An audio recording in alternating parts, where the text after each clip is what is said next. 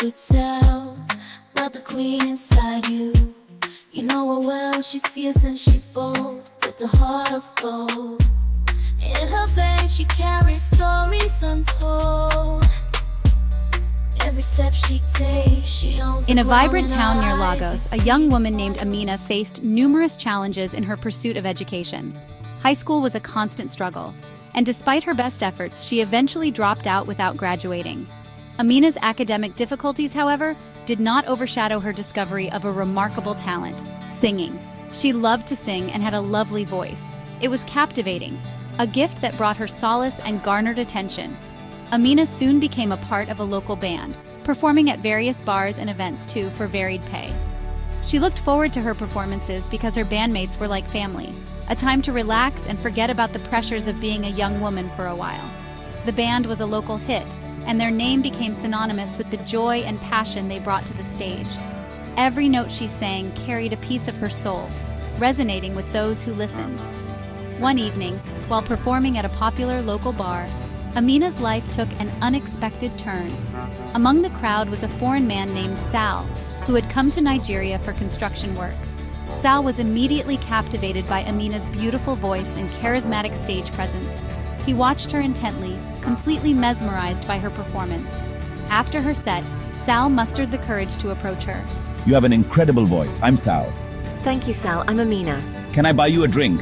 I'd love to hear more about your music. Sure, I'd like that. Their conversation flowed effortlessly, and Sal quickly won Amina's heart with his charm and promises of a better life.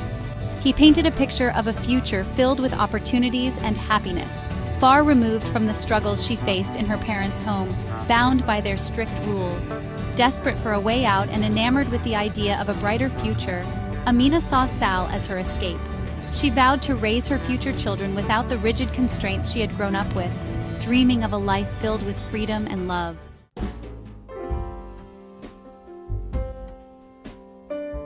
Amina and Sal's relationship blossomed quickly, and before long, they decided to marry. With limited money, Sal's construction friends cleaned up an abandoned gas station to serve as the wedding venue, to be attended by a few close friends and family members. Despite its simplicity, the day was filled with music, dancing, and the blending of cultures, making it a memorable celebration of their union. Family and friends gathered to offer blessings and words of encouragement, wishing the couple a prosperous future. "Do you, Sal, take Amina to be your lawfully wedded wife?" the officiant asked. I do. "Do you, Amina, take Sal to be your lawfully wedded husband?" the officiant continued. I do. The couple shared joyful moments in the early days of their marriage, dreaming of a prosperous future together. They envisioned a life where Amina's talent for singing could flourish, and Sal's work in construction would provide a stable foundation for their family. Their love seemed unbreakable, and they were determined to build a life filled with happiness and success.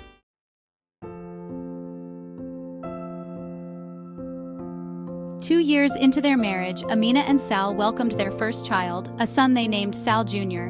The birth brought immense joy to the couple, and they were thrilled to start their family. Amina cherished the moments with her new baby, believing that their life together would only get better. He's perfect, Amina. Our little blessing. The early days of parenthood were filled with happiness and excitement. Amina found herself singing lullabies to Sal Jr., her voice soothing him to sleep. She poured all her love and dreams into her son, determined to provide him with a life filled with opportunities and joy. Sal, too, seemed committed to their family, working hard to support them and spending time with Amina and their son whenever he could.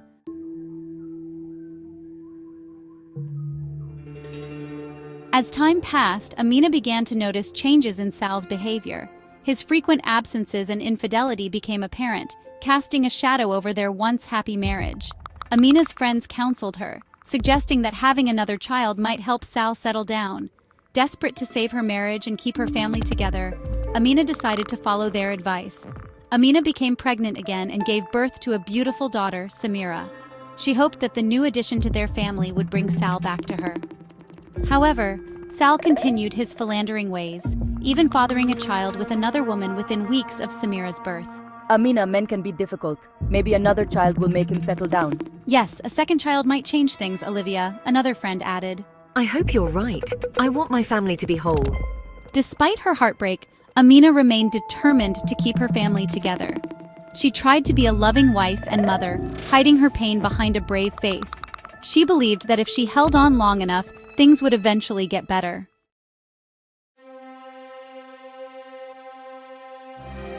Unable to contain her frustration, Amina decided to confront one of the women Sal had affairs with, hoping to shame her and reclaim her marriage. How could you be with a married man? Do you have no shame? Amina demanded, her voice shaking with anger. I didn't know he was married. I'm sorry, but you need to take this up with him. The woman replied, her tone defensive yet apologetic. Stay away from my family. Amina warned, her eyes blazing with determination. Years turned into decades, and Amina's fear of Sal leaving her grew as their children became older. Determined to keep him, she intentionally got pregnant again, believing an infant would anchor him. After several weeks of getting up the nerve, Amina announced, I'm pregnant again. Isn't it wonderful? Amina was hoping to see a spark of joy in his eyes. Another child? Ugh, Amina, this is a surprise. Sal replied, his voice lacking enthusiasm. We can't have another child, it's too much. Sal insisted, his tone growing firmer. I won't do it, Sal. This baby is our hope. Amina declared, her resolve unshaken.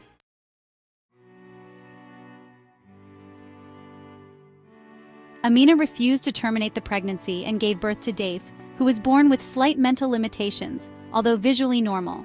Amina treated this child like an invalid, further complicating his development. He's here, Sal. Our child is here. Yes, I know. Sal responded, his voice tinged with sadness. Although Dave was physically normal, he faced challenges that Amina's overprotectiveness only exacerbated. The strain on their marriage became more pronounced.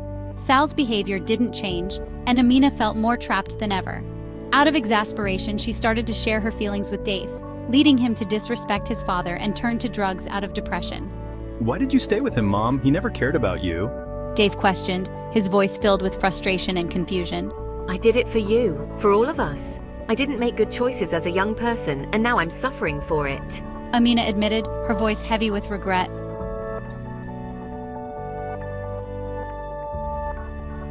In the 13th year of their marriage, Sal became a citizen of Nigeria. Some speculated that he had married Amina to achieve this status.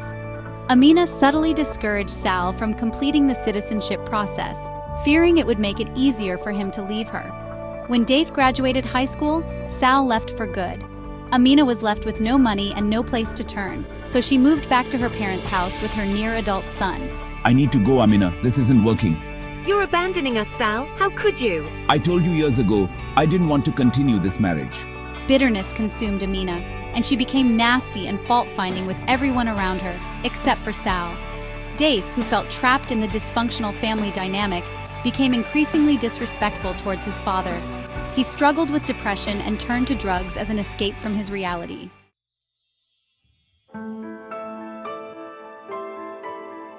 Ten years later, news came that Sal was gravely ill and needed a caretaker. Despite everything, Amina couldn't abandon him. Sal had remarried, but his young wife, Arroya, was not interested in taking care of an old man. She delivered Sal to Amina for caretaking and filed for divorce. Although Sal no longer loved Amina, he felt sure she would take good care of him because he knew she still loved him. Amina, I can't take care of him. He needs you. So you're just going to leave your husband? Fine, I'll take care of him. Thank you, Amina. Sal said we could count on you. During this time, Dave continued to struggle with basic life functions, relying heavily on Amina. But miraculously, Sal's health improved. He recovered from his illness and, with a brief word of thanks, left Amina again. This time, the heartbreak was too much for Amina to bear. Sal, you're leaving me again after everything? Amina, you know I don't love you. I need to move on, Amina, but I appreciate everything.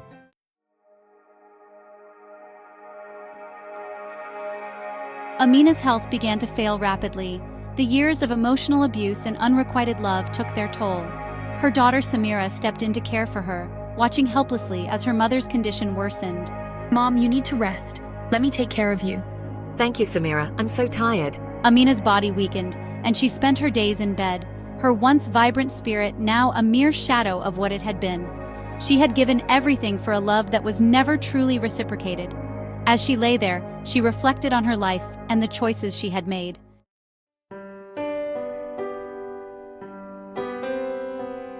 Amina passed away, surrounded by her children. Her story is a poignant reminder that sometimes unrequited love is not enough. we must know when to draw the line in the sand and prioritize our own well-being. Amina'S life was a testament to the strength and resilience of the human spirit, but it also served as a cautionary tale about the dangers of holding onto a love that is not returned. As Samira looked at her mother's peaceful face, she vowed to live her life differently. She promised herself that she would never let anyone take advantage of her love and devotion. Mom, I will honor your memory by loving myself first. And so, Amina'S story continued through her children, a legacy of love, strength, and the importance of knowing when to let go.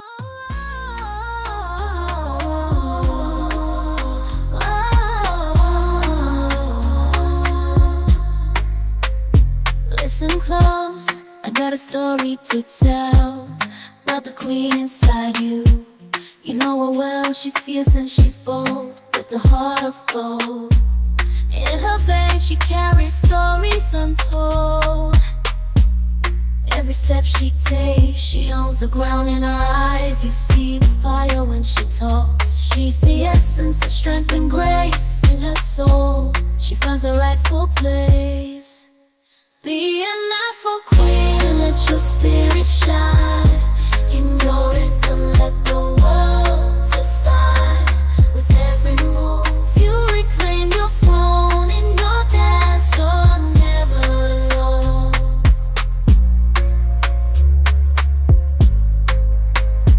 In her presence, hearts awaken. Her beauty lies in power and truth. Rules rewritten in her essence. Every beat defies gravity. In her dance, her